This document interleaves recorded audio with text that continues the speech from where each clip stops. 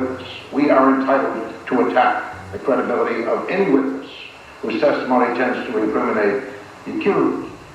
In addition to that, we have told you in our papers, and perhaps for the first time, that Detective Furman then went on within hours to suppress vital evidence tending to exculpate the defendant, because he interviewed and asked questions of one Rosa Lopez, who lives next door, who saw the defendant's Bronco at its parking spot on Rockingham between 10:15 and 10:20 that night. He reported it to no one. There are no reports about it, and she has never been interviewed by the prosecution as of last night.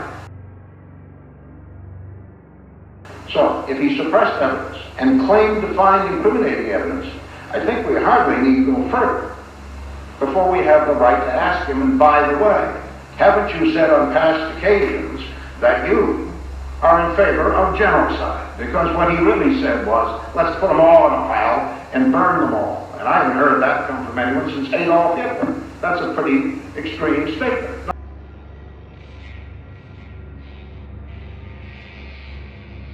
Letter from Kathleen Bell to O.J. Simpson's lawyer. The letter Kathleen Bell sent to O.J. Simpson's lawyer Johnnie Cochran Jr. on July 19, 1995. I'm writing to you in regards to a story I saw on the news last night. I thought it ridiculous that the Simpson defense team would even suggest that there might be racial motivation involved in the trial against Mr. Simpson. I then glanced up at the television and was quite shocked to see that Officer Ferman was a man that I had the misfortune of meeting.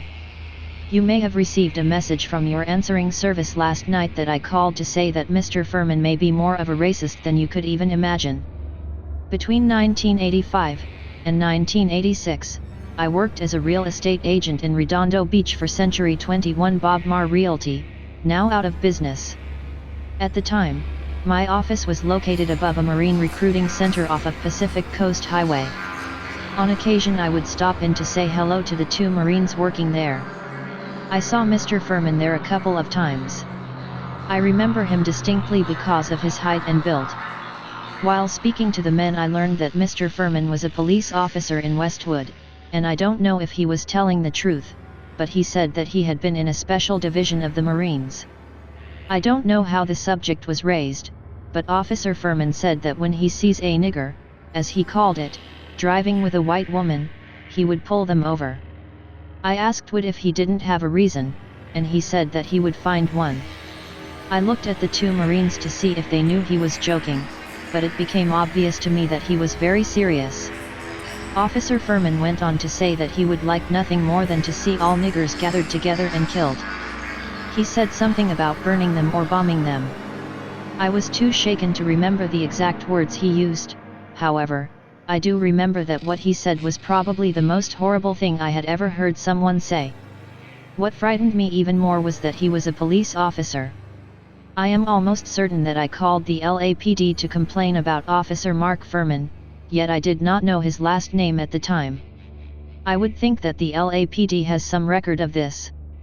Now that I know Mr. Furman was the investigating officer, I must suggest that you check into his background further.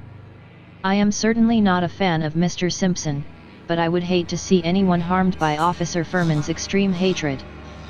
So, if he suppressed evidence and claimed to find incriminating evidence, I think we hardly need go further before we have the right to ask him, and by the way, haven't you said on past occasions that you are in favor of genocide? Because what he really said was, let's put them all in a pile and burn them all. And I haven't heard that come from anyone since Adolf Hitler. That's a pretty extreme statement. Ron and Nicole were butchered by their clients. Do any of you believe otherwise?